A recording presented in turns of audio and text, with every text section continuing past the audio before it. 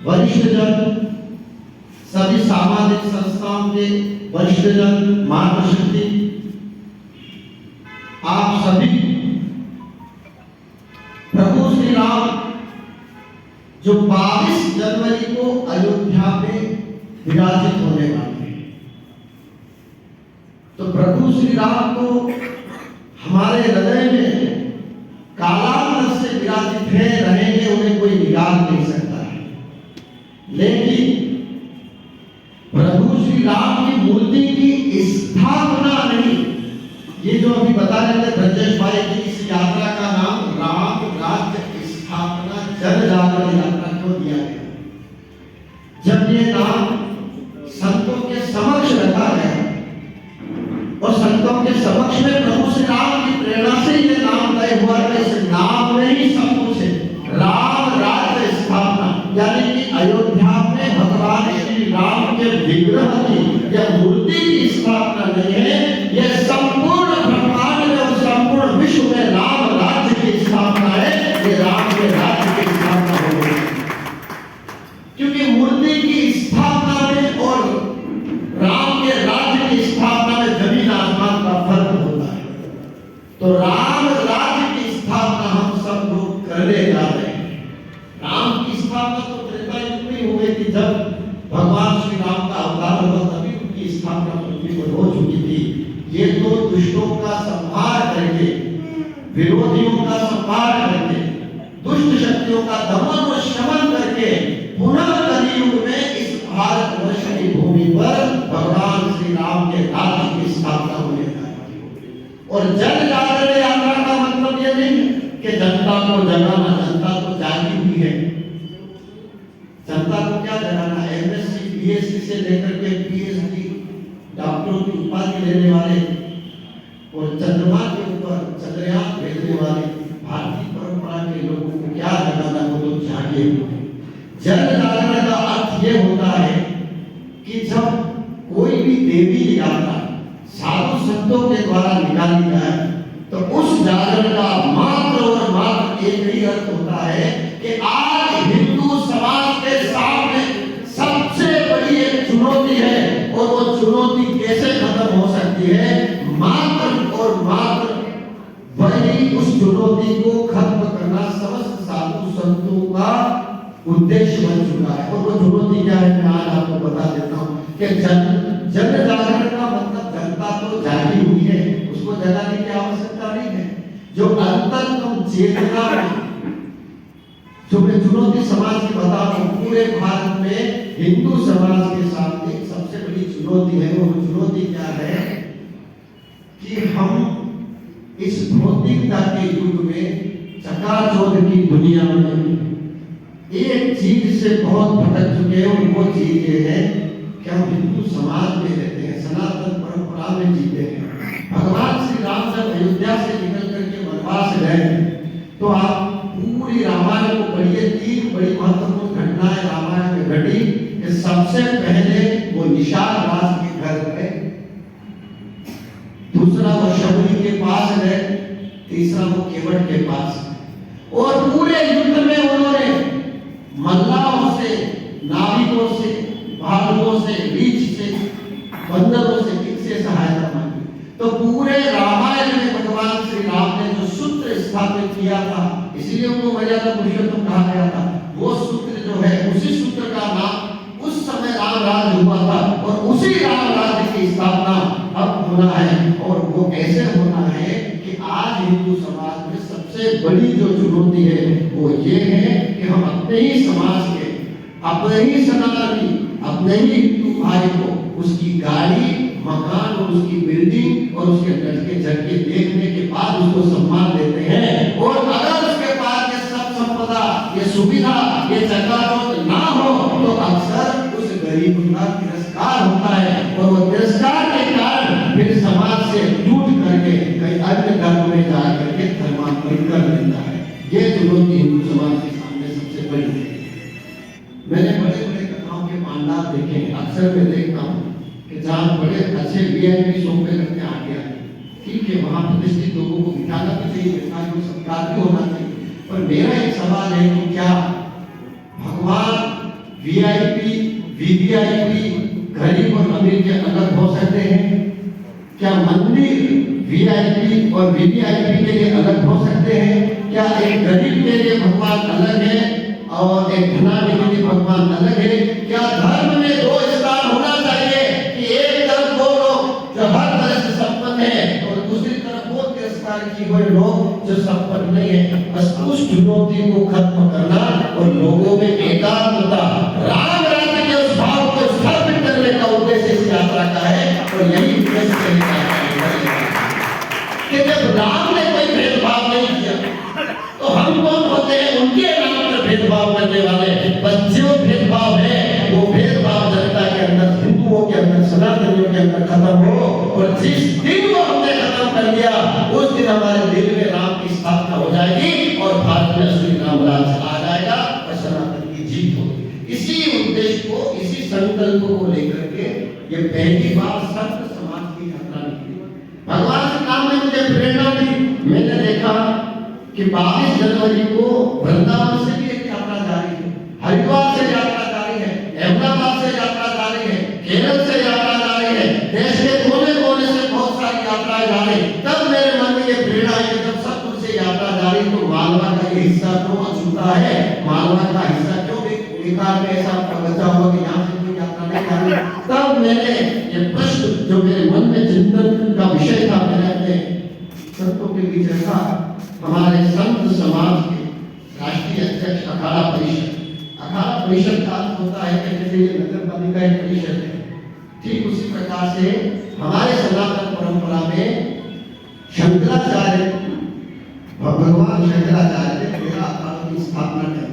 अखाड़े का मतलब ये होता है कि जब सनातन धर्म के ऊपर कालांतर में विरोधियों के द्वारा अत्याचार होता था और मठ मंदिर जब तोड़े जा रहे थे, उस समय में मठ और मंदिरों की रक्षा के लिए, धर्म की रक्षा के लिए 13 अखाड़ों की स्थापना हुई। और उन 13 अखाड़ों में सारे साधु संतों को वो शस्त्र विद्या सिखाई गई, तलवार चलाना, त्रिशूल चलाना, भाला चलाना। तो उन्होंने शस्त्र और शास्त्र दोनों के माध्यम से उस समय जब दोनों का शासन आया, जब आदिताइयों के द्वारा मठ मंदिर तोड़े जा रहे थे, तब भगवान शंकराचार्य के द्वारा अखाड़ों की स्थापना करके जिम्मा दिया गया कि अब सनातन की रक्षा करने के लिए संत को सेना का रूप लेना पड़ेगा। इसलिए कहा गया कि सैनिक के हाथ में भाला और संत के हाथ में माला जब तक है तब तक भारत में सनातन के ऊपर कोई आंच नहीं आ सकती।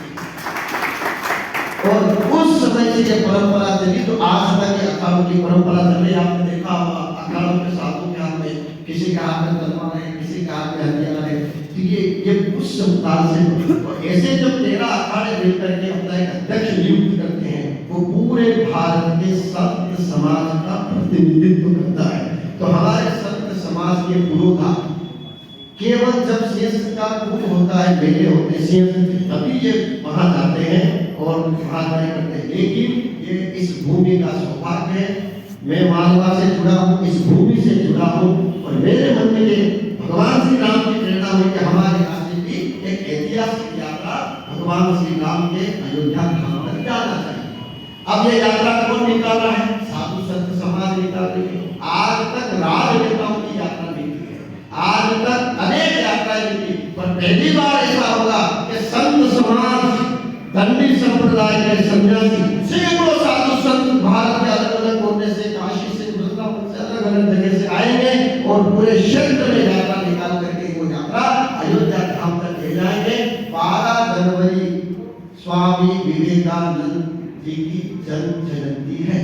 स्वामी विवेकानंद जिन्होंने सर्वप्रथम विदेश में जाकर के, अमेरिका में जाकर के, शिकागो में जाकर के ये बताया कि हिंदू समाज और हिंदू धर्म जो है वो विश्व की रीढ़ की हड्डी है। क्योंकि वहां जब उन्होंने देखा कि श्रीमद् भगवत गीता को नीचे रखा गया और उसके ऊपर सारी किताबें रखी गई और ऊपर के ऊपर बाइबल रखी गई और किसी ने मुझसे प्रश्न पूछा कि देखो आपका हिंदू ग्रंथ तो नीचे दबा हुआ है, हमारा ग्रंथ तो सबसे ऊपर है, इसलिए विश्व में तो हमारा ही राज है और हम ही सबसे पहले।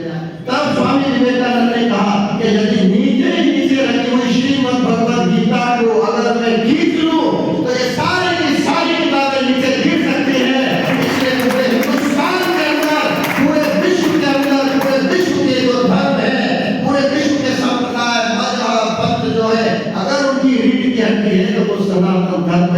क्योंकि सनातन के कारण तुम लोग जिंदे हो। ये बात उस समय विश्व के उस पटल पे जाकर के स्वामी विवेकानंद ने सिद्ध करी। उन्हीं की जयंती को इसलिए तय किया गया कि एक तो युवाओं का महोत्सव, दूसरा स्वामी विवेकानंद की जयंती, और तीसरा सबसे बड़ा महाउत्सव दशपुर क्षेत्र के लिए ये होगा। मैं बार-बार मेरे शब्द में दशपुर इसलिए बोल रहा हूँ कि जब ब्रजेश जी मेरे यज्ञ में आए थे 2 वर्ष से अखंड यज्ञ कर रहे हूँ, मैं वहां से निकल के आज पहली बार आया, तो इन्होंने मुझसे कहा था कि मंदसौर यानी जहाँ राजाओं का शोर भी आकर के कम बन जाए, मंदसौर। मैंने कहा नहीं ब्रजेश जी वो मंदसौर नहीं, वो तो दशपुर है, क्योंकि मैंने कहीं सुना था, पढ़ा था कि ये मंदसौर अवध की किसी समय में सीमा हुआ करती थी। भगवान श्री राम का संबंध यहाँ रहा है। अयोध्या की जो राजधानी थी, उस राजधानी के क्षेत्र में ये दशपुर आता था। ऐसा मैंने कहीं पढ़ा है कि इस शिवनाथ का वर्णन भी मैंने, और ये जो आप जावरा जाते हैं वहां तक तो महाकाल वन की सीमा थी, और इससे इधर जो है ये अवध की सीमा थी। तो भगवान श्री राम की राजधानी की सीमा दशपुर तक हुआ करती थी। तो ये भगवान श्री राम की राजधानी है। तो कभी कालांतर में भगवान राम से अयोध्या जाने की प्रार्थना भी करेंगे कि मंदसौर पुनः अपने दशपुर नाम को धारण करे और ये दशपुर बने। ऐसा भगवान राम से प्रार्थना करूं। तो 12 जनवरी को अखाड़ा परिषद के राष्ट्रीय अध्यक्ष श्री महंत रविंद्र पुरी जी महाराज के साथ में हजारों सैकड़ों संतों की उपस्थिति में पूरे क्षेत्र में वो यात्रा भ्रमण करते हुए मंदसौर दशपुर की इस पवित्र भूमि पर आए। पशुपतिनाथ प्रांगण में धर्म सभा का आयोजन होगा, जहां पर संत महंत के द्वारा आने वाले समाज के लिए क्या दिशा निर्देशन संत समाज तय करता है वो हम सबको जानना है। और सबसे बड़ी बात कि पूरे क्षेत्र में जब संत घूमेंगे, सैकड़ों की तादाद में, सैकड़ों संख्या में संत पूरे क्षेत्र का जब भ्रमण करेंगे, परिक्रमा करेंगे, तो वो इस पूरे क्षेत्र का रोग, शोक, पीड़ा, कष्ट सबको हरण करके अपनी तपस्या से, भक्ति से भगवान श्री राम के चरणों में जाकर के रखेंगे। और जब भगवान राम के चरणों में जाकर के रखेंगे तो मुझे विश्वास है कि पूरे क्षेत्र के अंदर एक ऊर्जा का वातावरण निर्मित होगा, एक आध्यात्मिकता का वातावरण निर्मित होगा। तो मैं मंदसौर की श्रेष्ठ और ज्येष्ठ नगरवासी और यहाँ की जो पूरी धार्मिक संस्थाएं हैं और हमारे नरेंद्र अग्रवाल जी, ब्रजेश जी, क्योंकि इनको पूरा मालूम है कि इस तरह से पूरा यात्रा का क्या है, तो मैं आप सबसे केवल एक ही प्रार्थना करूंगा कि नगर में संत का आना सौभाग्य है। हम संत के पास जाए तो भाग्य है, संत हमारे घर आ जाए तो महाभाग्य है। और इतना होते हुए भी जीवन ना सुधरे तो फिर जीवन का दुर्भाग्य है। तो संत हमारे यहाँ आ रहे हैं, भगवान श्री राम डाक से ठाक में जा रहे हैं। तो भगवान राम की स्थापना के साथ साथ हमारे हृदय में राम राज्य की स्थापना हो। और इस यात्रा से हमें जनता को केवल एक संदेश देना है कि हम हिंदू समाज के प्रत्येक सनातनी व्यक्ति को उसकी धन, दौलत और संपत्ति, कपड़े और गाड़ी से उसको सम्मान न दें, बल्कि उससे प्रेम करके उसको सम्मान दें। हिंदुओं के अंदर, सनातनियों के अंदर ये भेदभाव निकल के प्रेम कैसे पैदा हो सकता है, ये संकल्प लेकर के इस यात्रा का उद्देश्य लेकर के आपके बीच संत समाज जब आए तो आप उनका स्वागत करिएगा। मंदसौर को अवध की तरह सजाए। रही बात भगवत ध्वज की, जब आप बोल रहे थे तो मैं तो ये कहता हूँ कि मैं बहुत समय पहले श्रीनगर गया तो मैंने वहां देखा घरों पर, बहुत सारे घरों पर झंडे लगे हुए अपने उनके मजहब के। तो मैं कभी कभी ये सोचता हूँ कि कल को अगर हमसे कोई पूछे कि आप हिंदू हैं और आपके हिंदू होने का, लंका के अंदर एक रावण की लंका थी और एक विभीषण का घर था, हनुमान जी वहां गए, पूरी लंका घूमे, आखिरी में जब उन्होंने तुलसी का पौधा देखा तो कहा कि यह सनातनी का घर है। अगर ऐसे कभी हनुमान जी दशपुर में आते हैं और वो पूरे दशपुर में घूमे तो उनको कैसे पता चलेगा कि यह सनातनियों का घर है।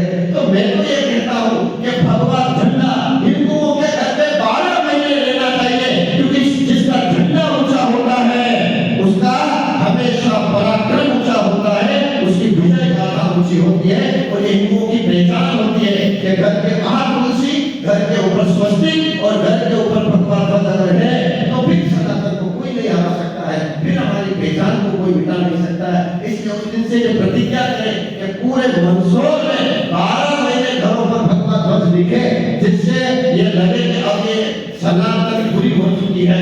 ये संकल्प लेकर के आप सबको मंगल कामना के साथ भगवान पशुपति माता का पूर्ण आशीर्वाद प्रदान करें। आप सबका मंगल हो और आनंद और उत्सव के साथ में तन और मन से हमारे हृदय के द्वार खोल करके हम इस यात्रा में साधु संतों का सत्कार करें।